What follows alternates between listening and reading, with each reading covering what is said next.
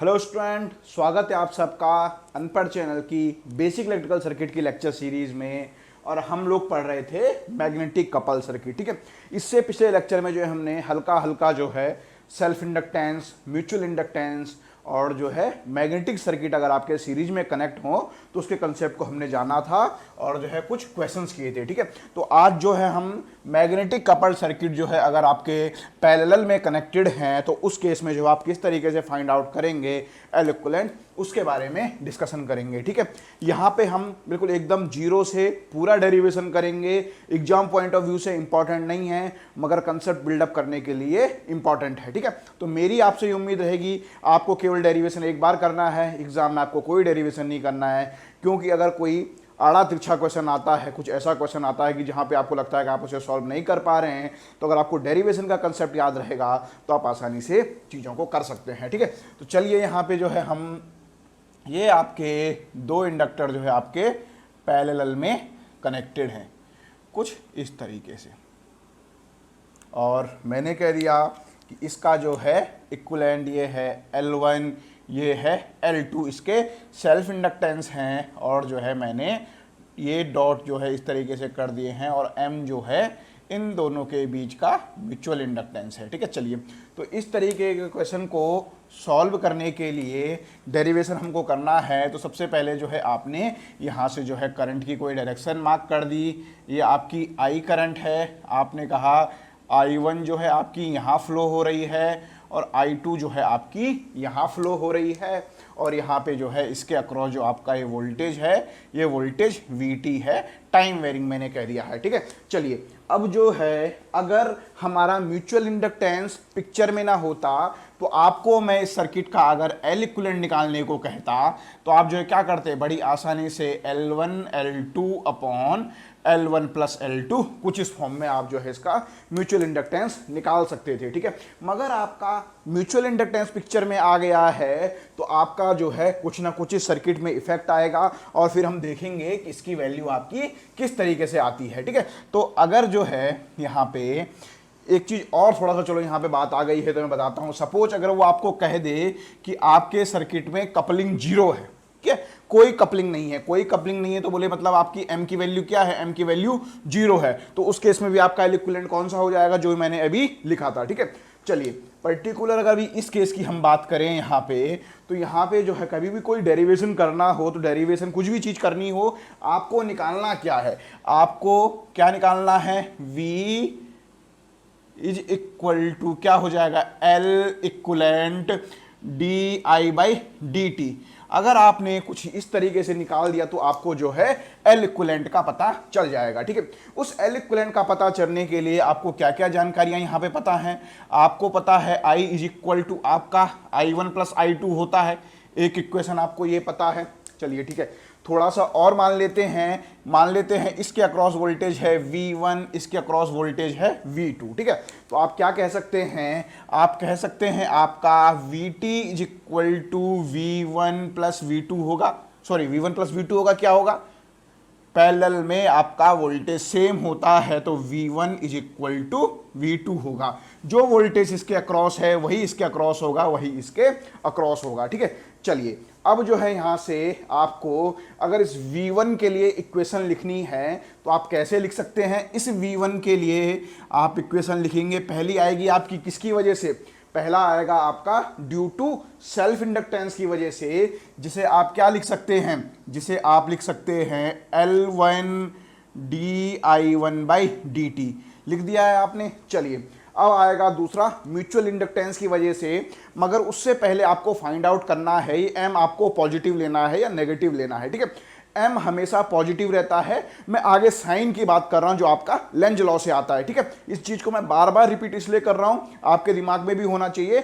Mutual inductance की value हमेशा positive होती है, वो केवल लेंज लॉ की वजह से जो पोलैरिटी आती है वो पोलैरिटी हम लोग लेते हैं। ठीक है, तो यहां पे देखिए पर्टिकुलर इस केस में देखिए करंट जो है आपकी क्या कर रही है, डॉट से इंटर कर रही है, किसके केस में, I1 के केस में। ठीक है, और आपके दूसरे केस में यहां पे देखें, यहां पे भी करंट आपकी डॉट से इंटर कर रही है, मतलब दोनों केस में जो है पर्टिकुलर आपका यहां पे बात करें तो दोनों केस में जो है आपकी करंट जो है डॉट से इंटर कर रही है, मतलब जो आप m की वैल्यू लेंगे वो पॉजिटिव होगी। ठीक है, कितना है दोनों के बीच का म्यूचुअल इंडक्टेंस, वो है m। ये इस क्वाइल में दूसरा जो है एक ईएमएफ आ गया, ये सेल्फ इंडक्टेंस की वजह से। म्यूचुअल इंडक्टेंस की वजह से क्यों आएगा, दूसरी वाली क्वाइल में करंट फ्लो होता है उसकी वजह से आता है ना म्यूचुअल इंडक्टेंस। होता भी क्या है आपका, the effect of A coil, दूसरी क्वाइल में जो इफेक्ट दिखता है, अगर किसी क्वाइल में करंट फ्लो कराने पे दूसरी क्वाइल पे एक ईएमएफ इंट्रोड्यूस होता है तो इस प्रॉपर्टी को ही आप क्या कहते हैं, म्यूचुअल इंडक्टेंस कहते हैं। तो आप लिख सकते हैं इसे di2/dt। ठीक है, तो थोड़ा सा यहाँ पे इसको लिख भी लेते हैं। ये क्यों आया आपका, ये आया क्वाइल के किसकी वजह से, क्वाइल 1 में से कह लेता हूँ, हाँ क्वाइल 1 के आपके किसकी वजह से, सेल्फ इंडक्टेंस की वजह से। ठीक है, और आपका ये क्या आया, ये क्या चीज आया आपका, ड्यू टू म्यूचुअल इंडक्टेंस। ठीक है, तो ये चीजें हो गई हैं यहां पे। सिमिलरली आप ऐसी इक्वेशन आप V2 के लिए भी लिख सकते हैं, हाँ आप V2 के लिए भी लिख सकते हैं। पहले आपने V2 के लिए लिखा उसके सेल्फ इंडक्टेंस की वजह से, तो L2 di2/dt आपने लिखा, प्लस म्यूचुअल इंडक्टेंस की वजह से M di1/dt आपने यहां पे लिख दिया है। ठीक है, तो इस तरीके से जो है आपने दोनों इक्वेशंस लिख दी हैं। इसको आप इक्वेशन नंबर 2 कह दीजिए, इसको आप इक्वेशन नंबर 3 कह दीजिए। ठीक है, चूंकि आपको पता है v1 = v2 = v है, तो अगर आपको कहें इस इक्वेशन को आप इस फॉर्म में आप अरेंज कर दे तो आप लिख सकते हैं v = L1 di1/dt plus m di2/dt। ठीक है, इसको आपने अरेंज कर दिया। सिमिलरली आपने इस इक्वेशन को भी आपने लिख दिया m di2/dt plus L2 di2/dt। ठीक है, आपने इस तरीके से लिख दिया है। अब जो है आप इसे मैट्रिक्स की फॉर्म में लिख सकते हैं। मैट्रिक्स की फॉर्म में मैं इसलिए लिखा रहा हूं क्योंकि मुझे I1 di1/dt और di2/dt की मुझे जो है वैल्यूज निकालनी है। ठीक है, तो मैं इसे जो है यहाँ पे मैट्रिक्स की फॉर्म में लिख रहा हूँ। ठीक है, उम्मीद करता हूँ कि यहाँ तक जो है आपने नोट कर लिया होगा, तो इसे जो है मैं इरेज कर रहा हूँ। ठीक है, फटाफट जो है आप जो भी यहाँ पे लिखाया जाता है उसे आप नोट कीजिए करिए और अच्छे से नोट्स बनाया कीजिए। ठीक है, नोट्स आपका काफ़ी अच्छे तरीके से बनता होगा, ऐसी मैं उम्मीद करता हूँ। ठीक है, तो देखिए यहाँ से आपने इसको मैट्रिक्स फॉर्म में अगर आप लिखें तो आपने लिख दिया है v हो गया है। ठीक है, और यहाँ पे जो है ये हो गया है आपका L1 m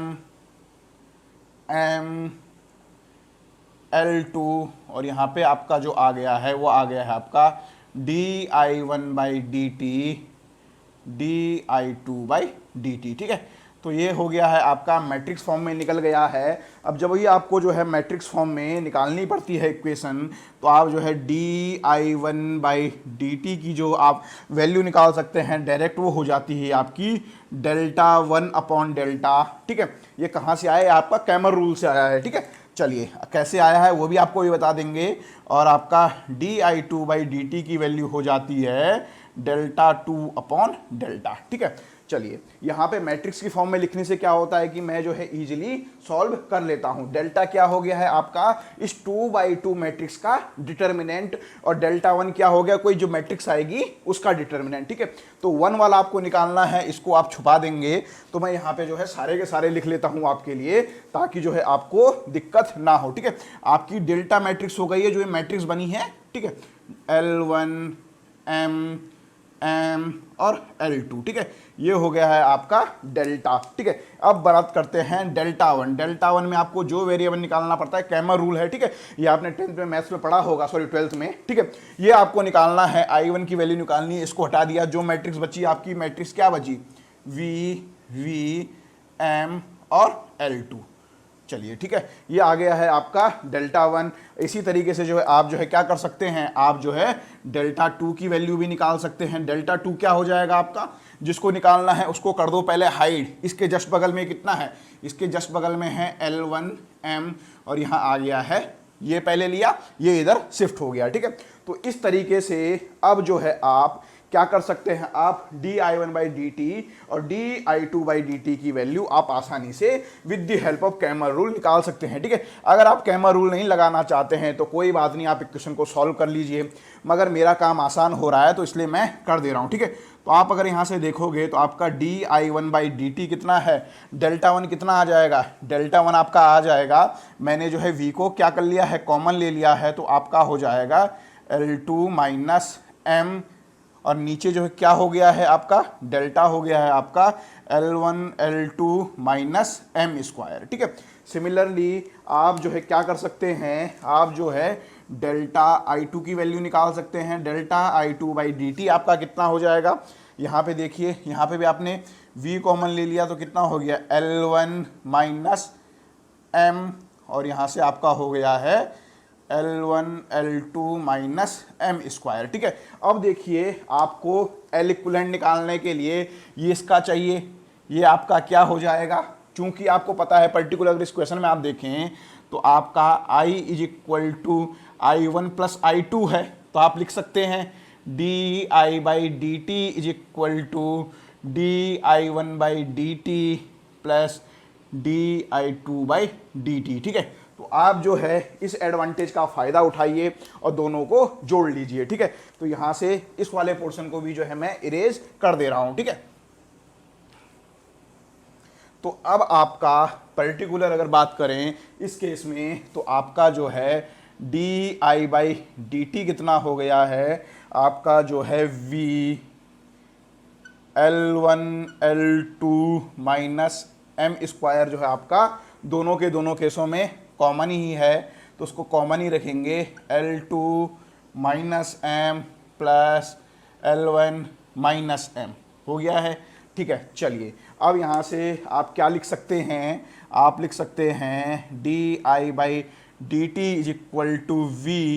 ठीक है, L1 plus L2 minus 2m upon क्या हो गया है L1 L2 minus M square. ठीक है, चलिए अब यहाँ से आप जो है क्या कर लेंगे, इसको इस इक्वेशन से अगर आप जो है कंपैरिजन करेंगे तो आप जो है L इक्विवेलेंट की वैल्यू बड़ी आसानी से निकाल सकते हैं। ठीक है, ये V की फॉर्म में हो गया है, यहाँ V की फॉर्म में है, यहाँ I की फॉर्म में, तो L इक्विवेलेंट क्या हो जाएगा, इसका जस्ट अपोजिट हो जाएगा, तो आपका क्या हो जाएगा वो L1 L2 minus M square और L1 plus L2 minus 2m। ठीक है, तो ये जो है आपका L इक्विवेलेंट आ गया है। ठीक है, चलिए यहाँ पे जो है आप देखेंगे तो ये आपका किसकी वजह से आया है, ये आपका तब आया है जब सपोर्टिव पोलैरिटी थी। ठीक है, E था, E हो या L हो तो आपका क्या होता है, सपोर्ट वाली पोलैरिटी होती है, इसको क्या बोलते हैं,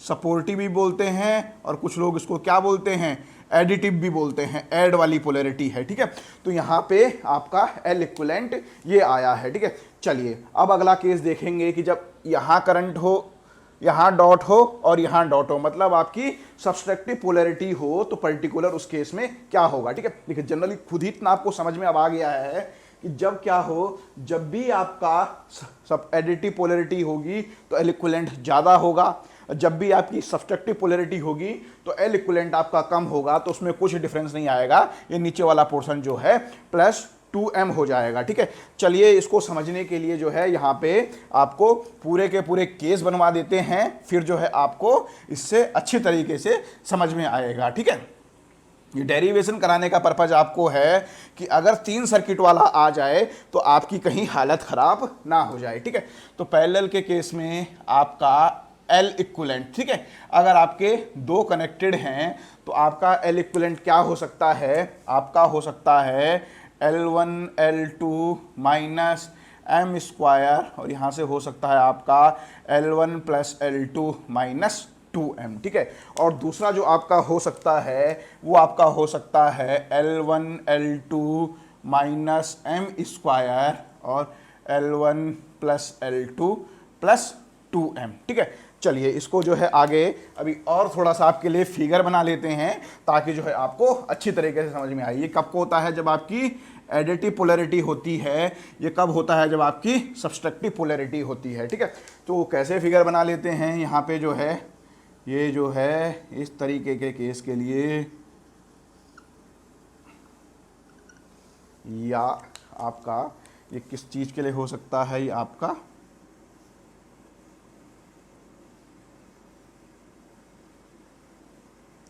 ये जो है पर्टिकुलर दो केसेस के लिए आपका ये है। ठीक है, और जो है बात करें इसके लिए तो ये आपका सब्सट्रैक्टिव पोलैरिटी है। ये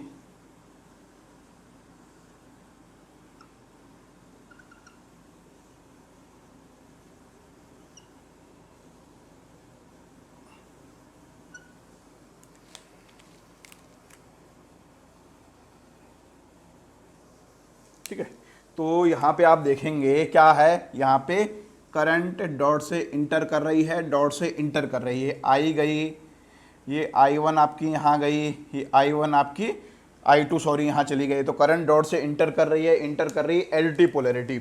इस केस में आप देखेंगे आपकी आई गई, यहाँ I1 आई, यहाँ I2 आई, करंट डॉट से लीव कर रही है, करंट डॉट से लीव कर रही है। ठीक है, ऐसे ही इस केस में जो है आपने ये आई गई, ये I1 आपकी यहाँ आई, ये आपकी I2 यहाँ आई, करंट डॉट से इंटर कर रही है, करंट डॉट से लीव कर रही है। ठीक है, इस केस में आपकी आई गई, I1 यहाँ, I2 यहाँ। ठीक है, करंट डॉट से लीव कर रही है, करंट डॉट से एंटर कर रही है। ठीक है, तो इस तरीके से जो है आप जो है L इक्विवेलेंट आसानी से निकाल सकते हैं। ठीक है, इसके अलावा जो है आपको क्या क्या चीज़ें ध्यान देनी है? कोफिशिएंट ऑफ कपलिंग आपको पता ही है, जिसकी वैल्यू क्या होती है आपकी लेस देन इक्वल टू 1 होती है। अगर मैं बात करूं, आपको ये क्वेश्चन भी पूछ सकता है कि आपके म्यूचुअल इंडक्टेंस की मैक्सिमम वैल्यू क्या होगी, तो ये भी आपको पता है m आपका जो है less than equal to √L1 L2 होता है। तो अगर आपको पूछे आपके सर्किट में इंडक्टेंस की मैक्सिमम वैल्यू क्या होगी, तो आपकी L1 L2 अंडर रूट ये होगी। ठीक है, तो चलिए यहाँ पे जो है आपको होप सो अच्छी तरीके से समझ में आया होगा। डेरिवेशन आपको इसलिए कराएगी तो आपको जो है आपके दिमाग में कंसेप्चुअली बिल्ड अप हो। ठीक है, तो अब जो है इसके एक दो न्यूमेरिकल्स करते हैं तो आपको जो है और अच्छे तरीके से समझ में आएगा।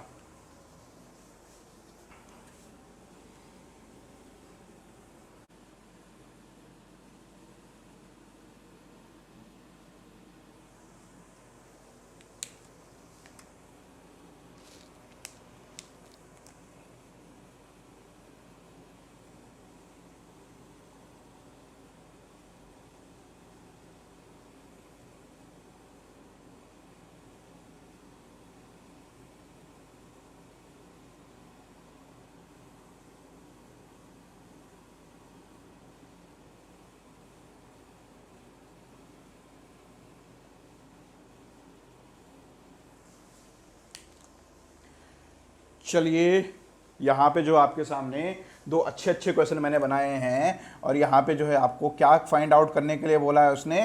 दोनों क्वेश्चन में जो है आपको L इक्विवेलेंट फाइंड आउट करने के लिए उसने कहा है। ठीक है, तो आप कोशिश कीजिए कि खुद करने की कोशिश पहले कीजिएगा। अगर खुद नहीं हो पाता है वीडियो पॉज कीजिए, खुद अगर आप कर लेते हैं तो अच्छी बात है, नहीं कर पाते हैं तो आपको यहाँ पे मैं सॉल्व करवा देता हूँ। ठीक है, यहाँ पे आपको डायरेक्ट लग रहा है आपके दोनों क्या हैं, दोनों आपके पैरेलल में कनेक्टेड हैं और कैसी पोलैरिटी के हैं? आप कहे यहाँ से आपने I1 फ्लो कराई। ठीक है, कई बच्चे कह रहे होंगे कि सर आपने I1 यहाँ से क्यों फ्लो कराई? चलिए सर आपकी बात मान लेते हैं, अभी जो है I1 हम यहाँ नीचे से फ्लो कराते हैं। ठीक है, I आपने फ्लो कराई, I1 यहाँ गई, I2 यहाँ गई और आपकी करंट जो है पूरी की पूरी बाहर यहाँ पे आ गई। ठीक है, अब देखिए इस केस में अगर देखिए आपकी करंट डॉट से इंटर कर गई और फिर डॉट से बाहर हो रही है तो L यहाँ पे ये हो गया इसके लिए, और इस केस में करंट डॉट से एंटर हो गया तो LE। बोले तो कौन सी पोलैरिटी का है? सपोर्टिव पोलैरिटी का या सब्सट्रैक्टिव पोलैरिटी का है? सब्सट्रैक्टिव पोलैरिटी का आएगा ना, जहां पे भी आपका LE या आपका EL हो, आपका जो है सब्सट्रैक्टिव पोलैरिटी का आएगा। तो आप जो है L इक्विवेलेंट की वैल्यू डायरेक्ट लिख सकते थे, क्या हो जाती थी? L1 L2 upon L1 plus L2, ये तो आपको क्या है, डायरेक्ट जो है आपको याद है, ठीक है। यहाँ पे आपको क्या करना है, यहाँ पे m स्क्वायर हमेशा का हमेशा रहेगा और नीचे आ जाएगा आपका 2m। तो इस तरीके से जो है आप जो है इसकी वैल्यू आसानी से निकाल सकते हैं। तो क्या हो जाएगी आपकी L इक्विवेलेंट की वैल्यू इसके इसमें, ये हो गई आपकी 6 पंजे 30 माइनस 4, 6 और 5 11 प्लस 4, ठीक है। तो ये आपका हो गया है 26/15 हेनरी, ठीक है, आपने निकाल लिया, ठीक है। चलिए ये क्वेश्चन थोड़ा सा इंटरेस्टिंग है, थोड़ा सा अच्छा भी है और आपका बिल्कुल डीप कंसेप्चुअल वाला है, तो इसलिए इस क्वेश्चन को थोड़ा सा देखते हैं, इस क्वेश्चन को आप कर पाते हैं कि नहीं कर पाते हैं, ठीक है। चलिए इस क्वेश्चन को करने से पहले आपको अगर म्यूचुअल इंडक्टेंस का सीरीज और पैरेलल का कंसेप्ट अगर पता है तो आप कर सकते हैं, ठीक है। यहां देखिए ये दोनों कंपोनेंट आपस में आपके एक दूसरे के पैरेलल में कनेक्टेड हैं और इनके बीच इसने कुछ ना कुछ म्यूचुअल इंडक्टेंस दिया हुआ है, ठीक है। और ये दो सीरीज में कनेक्टेड हैं, दोनों के बीच कुछ ना कुछ इसने म्यूचुअल इंडक्टेंस दिया हुआ है। तो आप इस क्वेश्चन को अभी सिंपल फॉर्मूले से आप इजीली कर सकते हैं। हाँ, दिक्कत कब होती, कब आप फॉर्मूला ना लगा पाते, अगर वो इस कंपोनेंट के बीच भी कुछ म्यूचुअल इंडक्टेंस दे देता, या इसके बीच कुछ दे देता, या इन दो के बीच दे देता, या इस पूरे के बीच और इसके बीच दे देता, ऐसा उसने कुछ नहीं दिया हुआ। मतलब ये सर्किट बिल्कुल अलग है, इसका इससे कोई मतलब नहीं है, इस सर्किट का इस सर्किट से कोई मतलब नहीं है, ठीक है। वरना क्या होता, अगर इन दोनों का भी म्यूचुअल इंडक्टेंस होता तो फिर आपको करंट लेके जैसा हमने डेरिवेशन किया था वैसे आपको करना पड़ता, मगर आप भाग्यशाली हैं, आपको यहाँ पे ऐसा कुछ भी नहीं करना पड़ रहा है, ठीक है। चलिए कुछ भी अगर ऐसा आपको निकालना हो तो सबसे पहले जो है आप करंट की डायरेक्शन मानेंगे। ये आपने कहा I1 करंट आपकी यहाँ चली गई, I1 के बाद I2 आपकी यहाँ आ गई और I3 आपकी यहाँ आ गई, ठीक है। चलिए ये आपने करंट की डायरेक्शन अगर एक बार आपने दे दी है तो इन दो में केस में आप देखिए, इस कंपोनेंट में करंट डॉट से एंटर कर रही है, इस केस में करंट डॉट से लीव कर रही है, ठीक है। तो चलिए आगे नहीं जाते हैं, पहले इसका ही L इक्विवेलेंट हम निकाल लेते हैं, ठीक है। तो ये क्या हो जाएगा, इसके केस में L इक्विवेलेंट कितना हो जाएगा, ये आपका सीरीज में कनेक्टेड है, L इक्विवेलेंट 1 मैं इसको कह रहा हूं, ठीक है। इन दोनों का इक्विवेलेंट L1 प्लस L2 क्या हो जाएगा, -2m हो जाएगा, क्योंकि कैसे हैं, आपका सब्सट्रैक्टिव पोलैरिटी का है। तो आप जो है यहां से कितना हो जाएगा, ये हो जाएगा आपका 2 + 3 - 2, तो आपका कितना हो गया है, आपका L इक्विवेलेंट 1 जो है आपका हो गया आपका 3 हेनरी, ठीक है। चलिए अब आपको L इक्विवेलेंट 2 निकालना है। इसका इन दोनों सर्किट का आपस में कोई लिंक नहीं है, इसका अगर इन दोनों के बीच कुछ म्यूचुअल इंडक्टेंस आता तब दिक्कत हो सकती थी, ये अलग ही है। तो आपका L इक्विवेलेंट 2 कितना हो जाएगा, आप सीधा सीधा देखिए, दोनों आपके किस पोलैरिटी के हैं, इसमें करंट डॉट से इंटर कर रही है, इसमें करंट डॉट से लीव कर रही है, मतलब सब्सट्रैक्टिव पोलैरिटी का है। तो इस केस में आपका क्या हो जाता है, डायरेक्ट याद रखना है L1 प्लस L2, यहाँ तक तो पता है, नीचे पता है 2m होता है, यहाँ -m² होता है, ठीक है। तो आप फटाफट जो है आप क्या कर सकते हैं, वैल्यूज आप पुट कर सकते हैं। वो हो गई आपकी 8 × 12 - 16 और यहाँ पे हो गया है आपका 20 और +8, ठीक है। तो कितना हो गया है ये, 12 दूनी 24, 12 तिया 36, 12 चौके 48, 12 पंजे 60, 12 छक्का 72, 12 चौके 12 8 96, 96 - 16 बोले तो 80, ये हो गया आपका 28। तो आप इसको कर दीजिए 40/14 या आप कह दीजिए 20/7 हेनरी, ठीक है। तो आपका अब क्या हो जाएगा, ये दोनों, या आप इस सर्किट को अब बनाएं तो आप इसको लिख सकते हैं ऐसे, ये हो गया आपका L इक्विवेलेंट 1 और ये हो गया है आपका L इक्विवेलेंट 2। अब इन दोनों के बीच कुछ म्यूचुअल इंडक्टेंस है, दोनों के बीच कुछ भी म्यूचुअल इंडक्टेंस इसने नहीं दिया हुआ है, तो मतलब आपका डायरेक्ट ये दोनों कैसे कनेक्टेड हैं, दोनों आपके सीरीज में कनेक्टेड हैं। तो आपका हो गया है L equivalent 1 plus L equivalent 2, ठीक है। तो आप इन दोनों को जोड़ लीजिए, आपका आंसर आ जाएगा 3 + 20/7, तो कितना हो गया, 7 × 21 बोले तो 41/7 हेनरी, ठीक है। तो इस तरीके से जो है आपके पास इस तरीके का क्वेश्चन भी बन सकता है और आप जो है इसे आसानी से सॉल्व कर सकते हैं, ठीक है। चलिए एक दो प्रॉब्लम और अच्छी से लेते हैं ताकि आपके दिमाग में डीप अंडरस्टैंडिंग बिल्डअप हो। चलिए यहाँ पे जो है एक और अच्छा सा क्वेश्चन आपको दिया हुआ है। इस क्वेश्चन में जो उसने आपसे एल इक्विवेलेंट निकालने को उसने आपसे कहा है, ठीक है। चलिए, ये जो है ट्रांसफार्मर से रिलेटेड क्वेश्चन है और आपका कंसेप्ट बिल्डअप भी यहाँ पे करेगा, ठीक है। तो अगर आपको इस तरीके के क्वेश्चन में एक हम इसका मॉडल स्ट्रक्चर भी बनाएंगे, जैसा स्ट्रक्चर बनता है वो भी इस क्वेश्चन में ही बनाएंगे, आपको उसका हल्का सा फील भी कराएंगे, ठीक है। तो यहाँ देखिए, सबसे पहले आपको इस क्वेश्चन में दोनों जगह आप करंट की डायरेक्शन कैसे लेंगे। एक जगह होती आप अपनी मर्जी से ले लेते, अब इस केस में आप करंट की डायरेक्शन कैसे मर्जी से ले लोगे, तो यहाँ पे जो है आपकी हेल्प करने वाली है ये डॉट पोलैरिटी, ठीक है। आपको पिछले लेक्चर में बताया था डॉट पोलैरिटी का मतलब है कि यहाँ पे पॉजिटिव साइन होता है, यहाँ पे नेगेटिव, यहाँ पे पॉजिटिव, यहाँ पे नेगेटिव। अब आप जो है जैसे ही आपने ये मार्किंग कर दी होगी, तो ये कोई अगर आपका इंडक्टर है और उसके क्रॉस वोल्टेज ऐसे दिया हुआ है, तो आप जो है करंट की मार्किंग बड़ी आसानी से कर सकते हो। आप जो है ये मान सकते हो आपकी I current positive to negative, आपके जो भी क्या होते हैं, जो भी पैसिव कंपोनेंट होते हैं, उनके अक्रॉस आपकी करंट ऐसे फ्लो होती है। तो ये चीज आपको पता चल गई। तो जहां आपको ये चीज पता चली, वहां आपने जो है यहां से I1 मार्क कर दी और यहां से आपने I2 मार्क कर दी। ये I2 ऐसे निकलते हुए ऐसे चली जाएगी, ठीक है। अब आप जो है बाकी कंपोनेंट के लिए भी आप मार्किंग कर सकते हो, इसके लिए ऐसी हो जाएगी, इसके लिए ऐसी हो जाएगी, आपने मार्किंग कर दी है, ठीक है। जैसे ही आपने मार्किंग कर दी, मार्किंग करने के बाद आप बता सकते हैं इसमें डॉट से करंट एंटर कर रही है और इसमें भी करंट आपकी डॉट से एंटर कर रही है, मतलब जो आपके m की वैल्यू होगी वो आप पॉजिटिव लेंगे।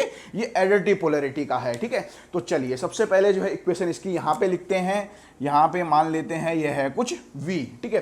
तो आपका v is equal to particular, अगर प्राइमरी वाइंडिंग की बात करें तो v इज इक्वल टू हो जाएगा आपका 5 di1/dt प्लस दूसरा 5 di1/dt, ये इसका सेल्फ इंडक्टेंस, इसके साथ कोई म्यूचुअल इंडक्टेंस कुछ नहीं है तो सीधा सीधा लिख दिया इसका आपने सेल्फ इंडक्टेंस। अब इसका म्यूचुअल इंडक्टेंस ड्यू टू इस कॉइल की वजह से, ठीक है। तो वो क्या हो जाएगा, m की वैल्यू आपको बोला है 5 रहेगी, 5 दिया हुआ है, पॉजिटिव रहेगी और di2/dt हो गया है। ये हो गई आपकी इक्वेशन फर्स्ट, ठीक है। तो यहां से जो कुछ भी आपका निकल के आएगा, आपका क्या निकालना है, आपको क्वेश्चन में आपको निकालना है v L इक्वलेंट di1/dt। अगर आप निकाल देंगे तो आप जो है L इक्वलेंट आसानी से निकाल सकते हैं, ठीक है। चलिए, ये आपकी हो गई है पहली इक्वेशन। इस लूप में आप इक्वेशन लिख सकते हैं, हाँ इस लूप में आप इक्वेशन लिख सकते हैं। आपका यहाँ वोल्टेज कितना है, इसके अक्रॉस वोल्टेज कुछ है, 0 है। अब और लिख सकते हैं इसके अलावा, ये हो गया आपका 2 di2/dt आपने लिख दिया। चलिए, ये आपने लिख दिया है इसका, और ये हुआ इस कॉइल का सेल्फ इंडक्टेंस। इस कॉइल का म्यूचुअल इंडक्टेंस कितना है, इस कॉइल का म्यूचुअल इंडक्टेंस है 5 di1/dt। इस कॉइल में म्यूचुअल इंडक्टेंस इस कॉइल की वजह से, ठीक है। और लास्ट वाला जो है आपका ये हो गया है सीधा का सीधा 3 di2/dt, ठीक है। तो जब आप जो है इन इक्वेशंस को सॉल्व करोगे पर्टिकुलर यहाँ पे, तो आपको कुछ रिजल्ट मिल जा रहा है। आपको क्या रिजल्ट मिल रहा है यहाँ से, 5 di2/dt is equal to -5 di1/dt आपको यहाँ से मिल गया है। या आप क्या कह सकते हो, सीधा सीधा आप कह सकते हो di2/dt is equal to -di1/dt, ठीक है। आपको यहाँ पे di1 निकालना है तो पर्टिकुलर जो है इसकी वैल्यू पुट कर दीजिए। जैसे ही आप जो है इसकी वैल्यू पुट करोगे तो दोनों आपस में कैंसिल हो जाएंगे। आपका v इज इक्वल टू हो जाएगा 5 di/dt, ठीक है। तो इस तरीके से आपका इस क्वेश्चन में L इक्विवेलेंट कितना आ गया है, इस क्वेश्चन में जो है आपका L इक्विवेलेंट आ गया है 5 हेनरी, ठीक है। चलिए, ये तो है आपकी इक्वेशन की अप्रोच। अब जो है हम क्या करेंगे, हम जो करेंगे क्वेश्चन जो इस समय पे करेंगे, हमारी वो रहेगी आपको इस सर्किट में मॉडल किस तरीके से बनाते हैं इसका, ठीक है। तो चलिए, यहाँ पे L इक्विवेलेंट निकाल दिया आपने, अब इस सर्किट का मॉडल बनाना भी आपको सिखाते हैं, ठीक है। ये मॉडल का जो है क्वेश्चन पहला क्वेश्चन है, ठीक है। इस तरीके से फिर अगर आपको एक बार मॉडल बनाना सर्किट का अगर आ गया तो आप क्या कर सकते हैं, आप जो है आसानी से किसी भी क्वेश्चन को सॉल्व कर सकते हैं, ठीक है। मॉडल बनाना इंपॉर्टेंट है, कुछ नहीं इंपॉर्टेंट है, जैसा हमने यहाँ पे किया है वो सिमिलरली बिल्कुल कुछ इस तरीके का ही होता है, ठीक है। चलिए, यहाँ पे मॉडल बनाने के लिए ये आपने जो है इस कॉइल का सेल्फ इंडक्टेंस, इस वाली कॉइल का सेल्फ इंडक्टेंस आपने लिख दिया है 5 मॉडल बनाने के लिए क्या करते हैं, जो आपका म्यूचुअल इंडक्टेंस की वजह से जो ईएमएफ आता है उसको आप जो है एक किस सोर्स से, एक आप जो है डिपेंडेंट सोर्स की फॉर्म में दिखाते हैं। इसकी क्या पोलैरिटी रहेगी, इसकी पोलैरिटी पॉजिटिव नेगेटिव रहेगी, क्योंकि यहाँ पे ई है, ये इसके साथ क्या हो रहा है, ऐड हो रहा है, ये प्लस माइनस है तो ये प्लस माइनस जो इस फॉर्म में आपने दिखा दिया है, ठीक है। उसकी वैल्यू कितनी होगी, उसकी आपकी वैल्यू होगी M D I two by D T होगी, ठीक है। चलिए वो M D I two by D two में आप वैल्यू पुट कर दीजिए। एम की वैल्यू है 5 D I two by D T, ठीक है। ये आपका जो है इस क्वेश्चन का बन गया है आपका कौन सा मॉडल, प्राइमरी वाइंडिंग का मॉडल आपने बना दिया है। ऐसे ही आपको क्या करना है, सिमिलरली आपको सेकेंडरी वाइंडिंग का मॉडल बनाना है, ठीक है। चलिए इस केस में आपका ऐसे कनेक्टेड है, प्लस माइनस कॉइल में आपने ऐसे दिया हुआ है, आपका एडिटिव पोलैरिटी है, तो आपका सोर्स भी कैसे बन जाएगा, यहाँ पॉजिटिव यहाँ नेगेटिव। उसकी वैल्यू क्या हो जाएगी, उसकी वैल्यू हो जाएगी M D I one by D T हो जाएगी। तो आप जो है उसकी पर्टिकुलर की वैल्यू पुट कर सकते हैं, और आपका ये कंपोनेंट ऐसा यहाँ पे कनेक्टेड है ही, और आपने जो है इस तरीके से कर दिया है, ठीक है। फटाफट वैल्यू पुट कर दीजिए। इसकी वैल्यू हो जाएगी कितनी, इसकी वैल्यू दी हुई है 5, और यहाँ पे हो गई है 2 हेनरी, और यहाँ पे हो गई है 3 हेनरी, ठीक है।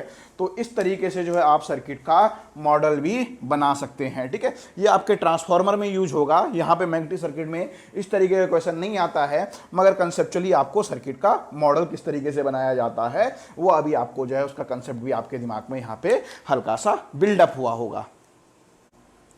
चलिए यहाँ पे जो है एक और दूसरी प्रॉब्लम आपको दी हुई है, और आपको पूछा है आपको इसका जेड इक्विवेलेंट फाइंड आउट करना है, और आपका जो है कुछ म्यूचुअल कपल सर्किट जैसा लग रहा है, और आपका जो है इसमें कुछ ट्रांसफार्मर का कंसेप्ट यूज होने वाला है कुछ इस तरीके से, ठीक है। देखिए ये क्वेश्चन इलेक्ट्रिकल वाले के लिए भी इंपॉर्टेंट है, इंस्ट्रूमेंटेशन इलेक्ट्रॉनिक्स वाले के लिए भी इंपॉर्टेंट है, ठीक है, क्योंकि मैग्नेटिक सर्किट से रिलेटेड है। भले ही आपको ट्रांसफार्मर का कंसेप्ट अगर ना भी आता हो, ये आपके लिए तब भी इंपॉर्टेंट है, ठीक है। चलिए यहाँ पे आपको पूछा है इस सर्किट में आपको जेड इक्विवेलेंट निकालना है, ठीक है। तो जेड इक्विवेलेंट निकालने के लिए आपको क्या करना पड़ेगा, कुछ इक्वेशन बनानी पड़ेगी और करना पड़ेगा, ठीक है।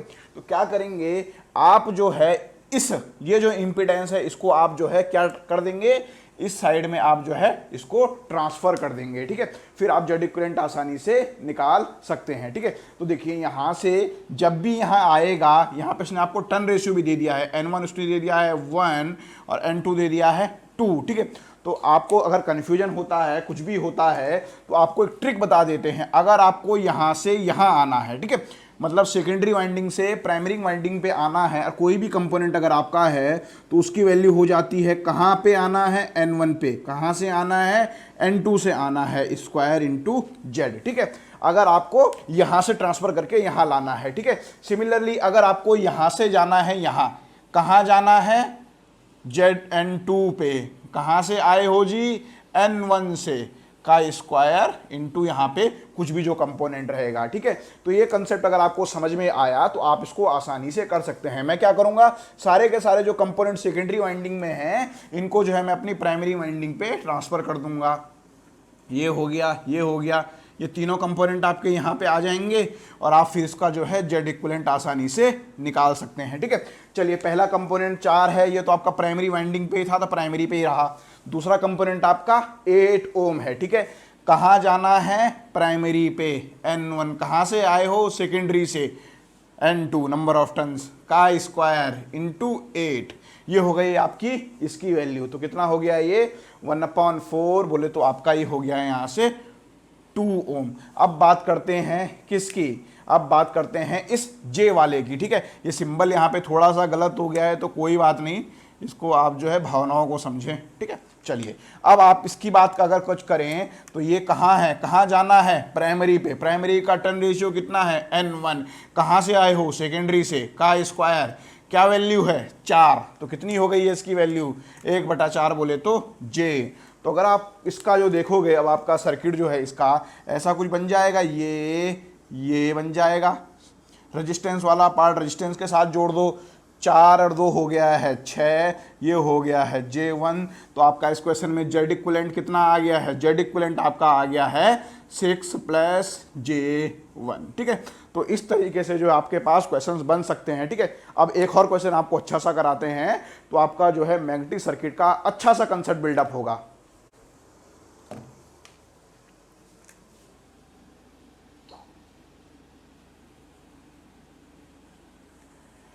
चलिए यहाँ पे जो है एक और अच्छा सा क्वेश्चन है, और आपको जो है इस क्वेश्चन में उसने एल इक्विवेलेंट पूछा है। ठीक है, अब हुआ क्या है, यहाँ पे आपके 3 कंपोनेंट आपके कैसे कनेक्टेड हैं, 3 कंपोनेंट आपके पैरेलल में कनेक्टेड हैं, और तीनों के बीच जो है आपका म्यूचुअल इंडक्टेंस है। ठीक है, तो आप जो है देखिए इस तरीके के क्वेश्चन को कैसे करना है, वही अपना जो है बेसिक अप्रोच। ये आई करंट आपने कहा, I1 आपने यहाँ फ्लो कराई, I2 आपने यहाँ फ्लो कराई, और I3 जो है आपने यहाँ फ्लो कराई। ठीक है, सबसे पहले आपको क्या क्या पता चल गया, इसमें करंट डॉट से इंटर कर रही है, मार्क कर दिया, इसमें करंट डॉट से लीव कर रही है, मार्क कर दिया, इसमें करंट डॉट से लीव कर रही है, मार्क कर दिया। ठीक है, अब आपको क्या करना है, इसके अक्रॉस आपने वोल्टेज मान लिया है V, वो वोल्टेज तीनों पैरेलल में कनेक्टेड हैं, तो तीनों के अक्रॉस जो है वो वोल्टेज आपका सेम रहने वाला है। ठीक है, लास्ट में आपको क्या करना है, आपको V =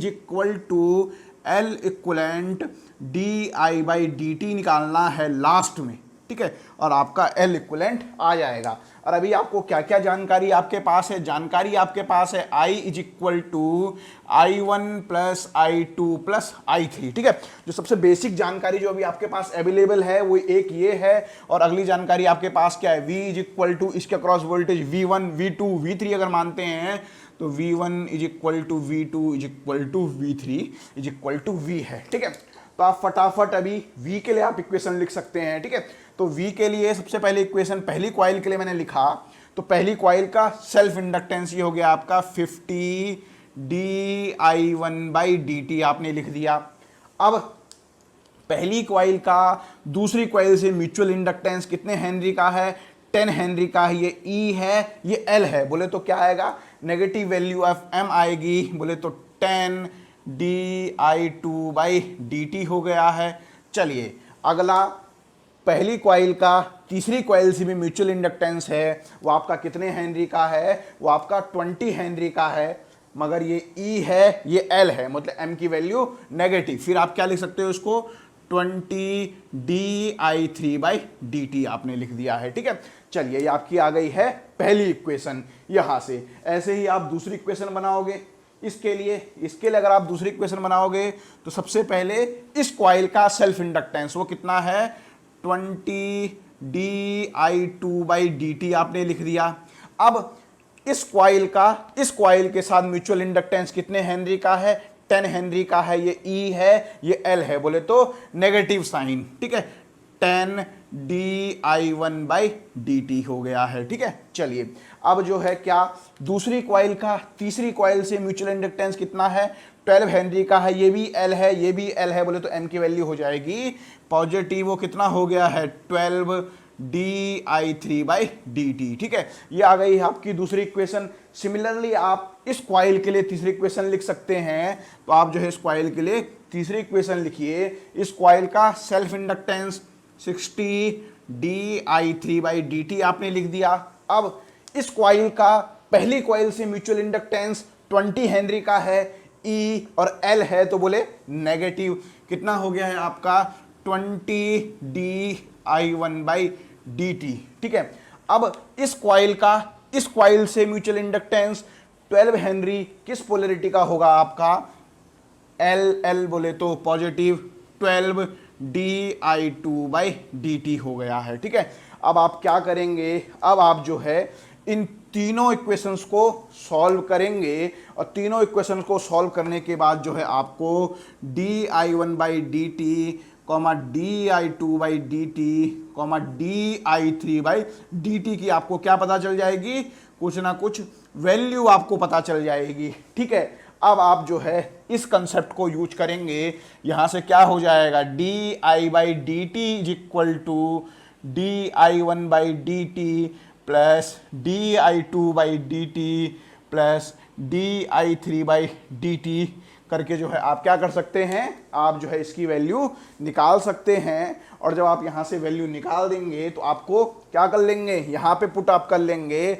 v को आप इक्वल तीनों के लिए है, ये आपको पता चल जाएगा। तो आप L इक्विवेलेंट की वैल्यू इस इक्वेशन से कंपेयर करके निकाल सकते हैं। ठीक है, तो ये क्वेश्चन आपके लिए होमवर्क है, आपको इन तीनों इक्वेशंस को सॉल्व करना है। सब चीज आपको यहाँ पे पता है, क्या करना है, इन दो इक्वेशंस को इक्वल रखना है, इन दो इक्वेशंस को इक्वल रखना है, आप सॉल्व करना है। ठीक है, मैथमेटिक्स पार्ट है, ये केवल कैलकुलेशन पार्ट है, कंसेप्चुअल पार्ट यहाँ पे इक्वेशन आपको लिख दी गई है। ठीक है, और आपका जो भी इस केस में L इक्विवेलेंट आएगा वो आंसर जो है आपको कमेंट बॉक्स में कमेंट करना है। ठीक है, तो इस तरीके से जो है हमारा मैग्नेटिक सर्किट कंप्लीट होता है। इसके जो कुछ और अच्छे अच्छे क्वेश्चन रहेंगे एसएससी जेई से या गेट के या आईएएस के, उसके सीटीक्यू सीरीज में इसके अच्छे अच्छे क्वेश्चन जो कंसेप्चुअल क्वेश्चन रहेंगे वो वहाँ पे जो है आपको एक बार दोबारा से करवा दिए जाएंगे। ठीक है, तो आपको ज़्यादा से ज़्यादा जो है प्रॉब्लम पे फोकस करना है। ठीक है, तो अनपढ़ चैनल के साथ जुड़े रहिए और इलेक्ट्रिकल इंजीनियरिंग पढ़ते रहिए।